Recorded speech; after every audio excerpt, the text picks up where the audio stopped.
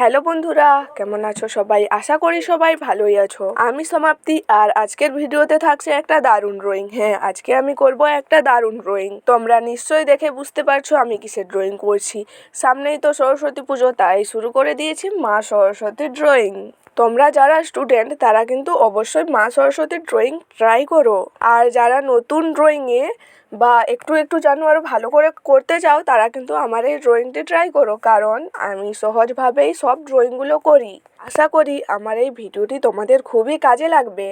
তার আগে তোমরা আমার এই ছোট্ট চ্যানেলটিকে তাড়াতাড়ি সাবস্ক্রাইব করে দাও, যাতে আমি আরও বড় হতে পারি। আমার স্বপ্ন ড্রয়িংকে নিয়ে বড় হওয়া। তোমরা যদি আমাকে সাপোর্ট না করো তাহলে কিন্তু আমি এগোতে পারবো না। তোমরাই আমাকে এগিয়ে যেতে সাহায্য করবে। তাই আমার চ্যানেলটিকে তাড়াতাড়ি সাবস্ক্রাইব করে দাও, এবং ড্রয়িংটি যদি ভালো লাগে তাহলে অবশ্যই একটি লাইক করে দাও। আর যদি ভালো না লাগে তাহলে কমেন্ট করে জানাও আর কোথায় ভুলটা হয়েছে, তাহলে আমি আমার ভুলটা শুধরে দেওয়ার চেষ্টা করব। তোমরা আমার ড্রয়িংটাকে খারাপ বললেও আমার খারাপ লাগবে না, কারণ তোমরা যদি আমার ড্রয়িংটাকে খারাপ বলো তাহলে ওইটা আমার ভুলটা তোমরা ধরিয়ে দিচ্ছ, যাতে আমি আমার ভুলটা শুধরে নিতে পারি। তাই কোনো সংকোচ বোধ না করে আমার ড্রয়িংটা খারাপ হলে খারাপই বলে দিও, যাতে আমি আরও ভালো করে করতে পারি। আমার ড্রয়িংয়ের কোনো টিচার নেই, আমি নিজে থেকেই ড্রয়িং শিখেছি, এবং যতটা করছি নিজে থেকেই করছি। কেউ আমাকে ড্রয়িং শিখিয়ে দেয়নি। কিন্তু আমি যখন একেবারে ছোট ছিলাম, মানে প্রায় 6 থেকে 9 বছরের মধ্যে, তখন আমার ছোট মামা এবং আমার মাসি একটা মাছ এবং একটা টুপি পরা মেয়ের ছবি আঁকা শিখিয়েছিলেন। এখনও আমার মনে আছে, আমি সেই ড্রয়িংগুলা আমি দরজা জানালা যেখানেই পারতাম সেখানেই সব সময় আঁকতে থাকতাম। তখন কিন্তু কেউ বুঝতে পারেনি যে পড়াশোনার থেকে আমার ড্রয়িংয়ের প্রতি ইন্টারেস্ট বেশি। আমি নিজেও বুঝতে পারিনি, কিন্তু আজ তোমাদেরকে বলতে গিয়েই আমার মনে হলো যে তখন থেকেই আমার ড্রয়িংয়ের প্রতি উৎসাহটা বেশি বেড়েছে। বাট কেউই বুঝতে পারেনি, এমনকি আমি নিজেও বুঝতে পারিনি, কারণ তখন আমি অনেক ছোট ছিলাম। ওই মাছ আর টুপি পরা মেয়ের ড্রয়িং থেকেই আমার ড্রয়িং শুরু। তারপর আমার বড় মামা ড্রয়িংয়ের খাতা এবং রং পেন্সিল কিনে এনে দিতেন, কিন্তু ড্রয়িং কিভাবে করব, কিভাবে কি করতে হয় তা কিন্তু গাইড করার মতো কেউ ছিল না, কারণ মামা বাড়িতে কেউ ড্রয়িং জানতো না, সেই একটু আধটু কোনো রকমেরই জানতো। তারপর আমার বড় মামা যখন রং টং এনে দিতেন, তখন মামাই আমাকে একটা ঘর আঁকা শিখিয়েছিলেন। তারপর যে স্কেচ পেনগুলা হতো, তোমরা ওইগুলা নিশ্চয়ই জানো, ওইগুলা আমি যেমন তেমন করে কালার করতাম, মানে ভালো করে ব্লেন্ডিং হতো না, লাইন লাইন থেকে যেত। তারপর আসেন আমার ছোট মামি, উনি শেখান স্কেচ রং দিয়ে কিভাবে সুন্দরভাবে কালার করতে হয়। ওখান থেকে আমি স্কেচ রংটা ভালোই কালার করতে শিখে গেছিলাম। তারপর আমি তো হোস্টেলে থাকতাম, হোস্টেলে সবাই আমাকে দিয়ে ড্রয়িং করাতো এবং কালারটাও আমাকে দিয়েই করাতো। আর যখন অন্য কারো ড্রয়িং দেখতাম, তখন কিন্তু আমার ওই ড্রয়িংগুলোর দিকে তাকিয়ে থাকতে ইচ্ছা করতো, কারণ ওরা ড্রয়িংগুলো খুব খুব ভালো করতো, এবং আমি তাদের ড্রয়িংগুলো দেখে দেখে নিজেও করার চেষ্টা করতাম। এনারই হলেন আমার সেই ড্রয়িং টিচার, আমার ছোট মামা, আমার মাসি, আমার বড় মামা এবং আমার ছোট মামি।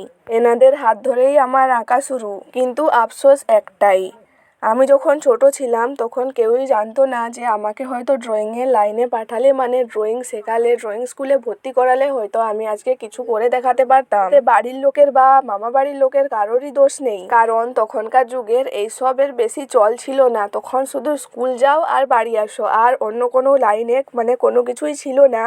বিশেষ করে গ্রামের দিকে, হয়তো শহর জায়গায় ছিল, কিন্তু এখন গ্রামের দিকেও অনেক অ্যাডভান্স হয়ে যাচ্ছে। এখন সব বাচ্চাকেই ড্রয়িং, আঁকা, আবৃত্তি সব কিছুতেই অ্যাডমিশান করাতো। কিন্তু আমি ছোটোবেলায় শুধু স্কুল ছাড়া আমি কোথাও যাইনি, এমনকি টিউশানও যাইনি।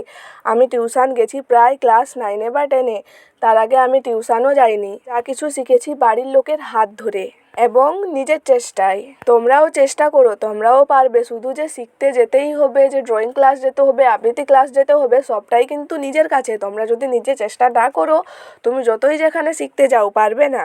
এই যে দেখো, তোমাদের সাথে গল্প করতে করতে আমার ড্রয়িং এতটা হয়ে এসছে। আরও একটা বড় কথা বলতে ভুলে গেছি, সবাই বলতো আমি আমার মামা দিদার হাত নিয়েছি। মামা দিদা বলতে যিনি আমার মায়ের মা, উনার হাত নিয়েছি, মানে উনিও নাকি ভালো ড্রয়িং করতেন।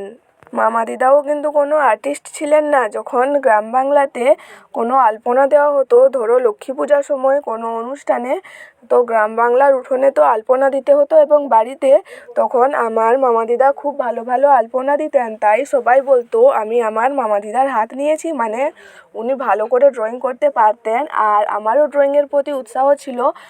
তাই ছোটবেলায় আমার ড্রয়িং যারা দেখতো তারা এই কথাটাই বলতো। আমার মামা দিদাকে কিন্তু অনেক ছোটবেলায় হারিয়েছি, উনি আমাকে খুব ভালোবাসতেন। তোমাদের সাথে গল্প করতে করতে অনেক পুরনো স্মৃতি মনে পড়ে গেল। এই দেখো আমার ড্রয়িংও প্রায় শেষের দিকে।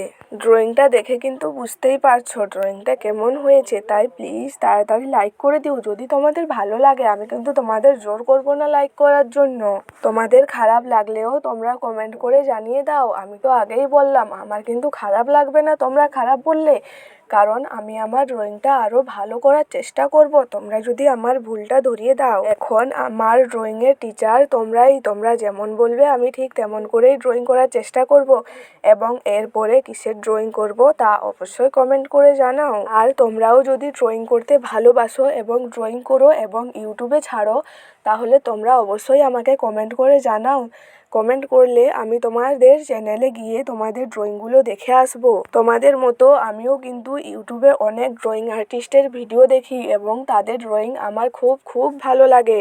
আর আমার ড্রয়িং যারা দেখছে আমি তাদেরও ড্রয়িং দেখতে চাই। তাই তোমরা আমাকে কমেন্ট করে জানাও এবং কমেন্টে এটা লিখো যে আমিও ড্রয়িং করি, তবে গিয়ে আমি তোমাদের চ্যানেলে গিয়ে দেখতে পারবো। আর ড্রয়িং খারাপ হলে তোমরা সেটাও কমেন্ট করে বলো যে এতটাও ভালো হয়নি বা খারাপ হয়েছে, তোমাদের ইচ্ছা মতো কমেন্ট করে জানাও।